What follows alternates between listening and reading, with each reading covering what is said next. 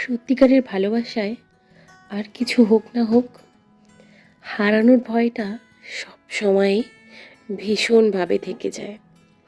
তো এরকমই একটা আমার জীবনের অভিজ্ঞতা আমি তোমাদেরকে বলি। তখন আমি আমার হাজব্যান্ডের সঙ্গে রিলেশনশিপে ছিলাম। তো সেই সময়ে প্রাক্তন সিনেমাটি বেরিয়েছিল। তো একদিন মানে খুব আনন্দের দিন ছিল, সেদিন আমাদের বাড়িতে বিয়ে ছিল। তো তবুও আমি কেন জানি না সিনেমা দেখছিলাম আর কি টিভিতে, পাশের বাড়িতে গিয়ে। তো সেখানে আমি প্রাক্তন সিনেমাটা দেখেছিলাম। আশা করছি তোমরা অনেকেই দেখেছো। তো সেটা দেখার পর মানে কি বলবো, আমি তো রীতিমতো ঝরঝর করে কান্না করছিলাম। হ্যাঁ, এবার মা আমাকে ডেকেই যাচ্ছে, তাড়াতাড়ি রেডি হ, তাড়াতাড়ি রেডি হ, কী করছিস? ও হ্যাঁ, আমাকে খাওয়ার জন্যও ডাকছিল, মানে খেয়ে তারপর রেডি হতে বলছিল। কারণ বিয়েতে তো ওখানকার অনুষ্ঠানে রান্নাবান্না হতে একটু লেট হবে, তো ঘরে হয়তো একটু রান্নাবান্না করেছিল সেটা খাওয়ার জন্য। কিন্তু আমি এতটা আপসেট ছিলাম যে আমি বিয়ে বাড়িতে যে সাজবো, আমি নতুন জামা কাপড় কিনেছিলাম, তো সেগুলো পরবো, আমার কোনো কিছুতেই মুড ছিল না।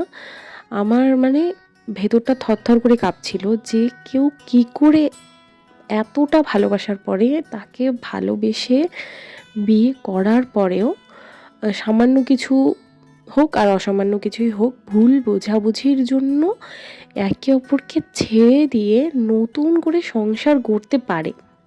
তখন আমার বয়স কত হবে, আমার তো তখন 18ও হয়নি আর কি, তখন মোস্ট প্রবাবলি 16 অথবা 17 ইয়ার্স। তো আমি এতটা ভেঙে পড়েছিলাম। তো কি বলবো, তো সেই সময় থেকে এখনো পর্যন্ত না আমি হচ্ছে হারানোর ভয় পাই, ভীষণ রকম হারানোর ভয় পাই।